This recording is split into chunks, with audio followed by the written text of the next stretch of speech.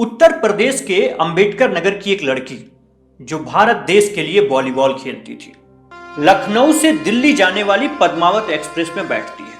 आधी रात में बरेली के पास 4 गुंडों की नजर लड़की के गले में सोने की चैन पर पड़ती है, जो इस लड़की को उसी की मां ने गिफ्ट दिया था। चारों गुंडे उससे उस सोने की चैन को छीनने की कोशिश करते हैं, लेकिन यूपी की लड़की थी, एथलीट थी, भारत देश के लिए वॉलीबॉल खेलती थी, तो इतनी आसानी से तो देने वाली नहीं थी। चारों से लड़ना शुरू कर देती है। मजे की बात कि ट्रेन में सोए और बैठे लोग मदद के लिए भी नहीं आते हैं। कुछ देर तक हाथापाई के बाद वे चारों इस लड़की को उठाकर चलती ट्रेन से बाहर फेंक देते हैं। दूसरे ट्रैक पर बेहोश पड़ी ही हुई थी कि उस ट्रैक पर भी एक और ट्रेन आ जाती है।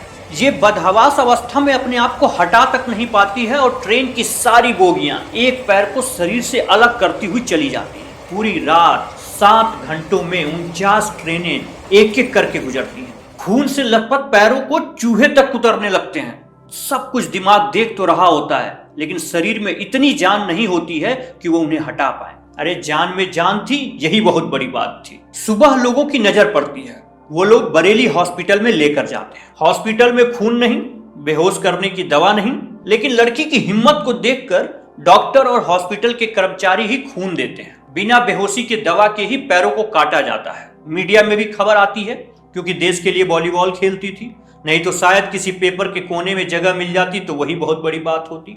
एम्स दिल्ली में रेफर किया जाता है, वहां इलाज चलता है। इलाज के दौरान ही टीवी पर देखती है कि कुछ तथाकथित बुद्धिजीवी और रेलवे उसे आत्महत्या का प्रयास सिद्ध करने में लगे हुए थे। सोचिए क्या गुजरा होगा उस पे। देश के लिए खेलती थी और देश के लोग और देश की संस्था ही कायर बता रही थी। हॉस्पिटल से ही मैसेज लिखती है कि आज तुम्हारा वक्त है। जिसको जो कहना है कहने दो, अपना क्या जाता है। जिसको जो कहना है कहने दो, अपना क्या जाता है।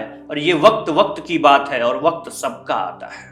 और जब मेरा वक्त आएगा तो मैं तुम्हें बताऊंगी कि मैं कायर हूं या बहादुर हूं। इस इच्छा शक्ति को देखकर ही आप अनुमान लगा सकते हैं कि उस लड़की के शरीर में खून की कमी भले हो गई होगी, लेकिन उसके नसों में कुछ कर गुजरने की क्रांतिकारी भूख अभी भी दौड़ रही थी। कुछ दिन बाद एम्स से डिस्चार्ज होते ही घर नहीं जाती है, बछेंद्री पाल के पास मिलने पहुंच जाती है। शायद अमूमन लोग इसे पागलपन ही कहेंगे कि घर चली जाती, ठीक हो जाती, स्वस्थ हो जाती, फिर मिलने चली जाती। लेकिन असाधारण लोगों का जुनून भी साधारण नहीं होता है। बछेंद्री पाल ऊंचे ऊंचे पहाड़ों पर चढ़ने वाली पर्वतारोही महिला, उनके यहाँ क्या काम था आप यकीन नहीं मानेंगे। वो माउंट एवरेस्ट पे चढ़ने के लिए, ट्रेनिंग के लिए, बात करने के लिए गई हुई थी। जिसके हाथ पैर सब होते हैं वो 10 बार सोचते हैं।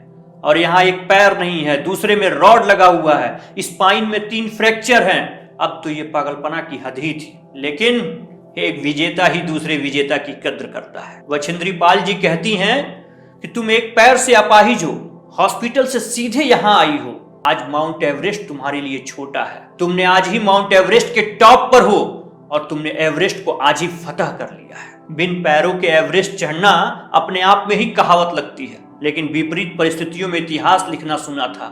लेकिन जब परिस्थितियां विपरीत से भी भयंकर हों, वहां जीवन और मरण में सेकंड का फर्क होता है। जो लोग पर्वतारोही हैं वो जानते होंगे कि एवरेस्ट का हर पड़ाव मौत का पड़ाव है, लेकिन जिन्हें देश के झंडे को गले से लगाने में आत्मा से परमात्मा के मिलने वाला अनुभव हो, उसे मौत भी दूर से सलाम करती है। जी हाँ, मैं बात कर रहा हूं अरुणिमा सिन्हा की। 11 अप्रैल 2011 को ट्रेन से फेंका गया था। हॉस्पिटल से निकलने के बाद 18 महीने की ट्रेनिंग वो ट्रेनिंग नहीं थी, वो 18 महीने हर दिन हर रात दर्द से भरे हुए थे। 21 मई 2013 सुबह 10:55 पर वो 8,848 मीटर ऊंचे माउंट एवरेस्ट के टॉप पर भारत का झंडा फहरा रही होती है। ये लाइन मैं एक लाइन में बोल गया, लेकिन ये 52 दिनों की जीवन मरण की कहानी थी। 52 दिनों में फतह किया था। लेकिन आपको एक बात जान के हैरानी होगी कि एवरेस्ट से उतरने में सबसे ज्यादा कठिनाई होती है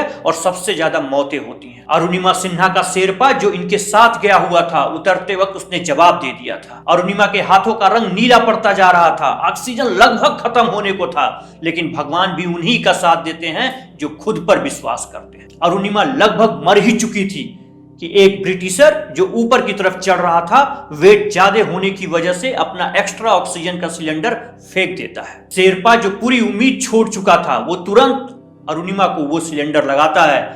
अरुणिमा फिर वापस नीचे आती हैं, लेकिन एवरेस्ट से तो सिर्फ अरुणिमा की शुरुआत होती है। वो यहीं नहीं रुकती हैं, 2014 तक विश्व की 7 ऊंची चोटियों को फतह करती हैं। एशिया का माउंट एवरेस्ट हुआ, अफ्रीका का किलिमंजारो हुआ, यूरोप का एल्ब्रस हुआ, ऑस्ट्रेलिया का कोसिस्को हुआ, अर्जेंटीना का अकानगुआ हुआ, इंडोनेशिया का पिरामिड, और अभी हाल में 1 जनवरी 2019 को अंटार्कटिका का माउंट विंसन फतह किया है। अभी भी अगर आपको लगता है कि आपकी परिस्थितियां विपरीत हैं और आपका खून कुछ कर गुजरने के लिए नहीं खौल रहा है, तो वो खून नहीं है। अरुणिमा सिन्हा जी की ही हॉस्पिटल में लिखी हुई कविता से खत्म करना चाहूंगा कि रहने दे आसमां जमी की तलाश कर, रहने दे आसमां जमी की तलाश कर, सब कुछ यही है कहीं और ना तलाश कर, जीने के लिए बस एक कमी की तलाश कर, जीने के लिए बस एक कमी की तलाश कर। सब्सक्राइब कर दीजिएगा और बेल आइकन दबाना ना भूलिएगा। ज्यादा से ज्यादा शेयर करें। मिलते हैं अगले वीडियो में। Early on India.